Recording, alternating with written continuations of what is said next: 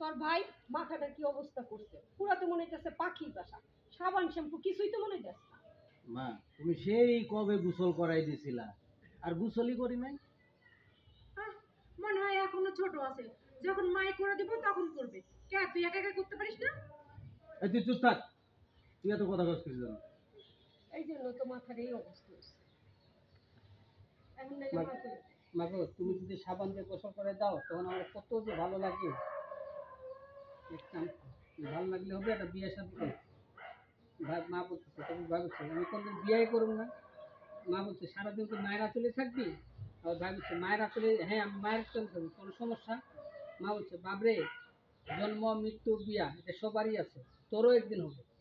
শোনো মা, আমি কোনোদিন বিয়া করবো না। দেখো না বউ সারাদিন খালেকের মায়ের কেমন অত্যাচার করে। আমি চাই না আমার বউ আসে তোমার সাথে এরকম ব্যবহার করে। আচ্ছা ঠিক আছে, বিয়া করবে না ভালো কথা, তাহলে সংসারের কাজ তুমি সব নিজেই করতে হবে। হ্যাঁ আমি করবো না, তুমি দেখাই দিও। যে কয়দিন আমি আর বাইচে কয়দিন আছি বাস মানে করে বা দেখাইয়া দিলাম। আর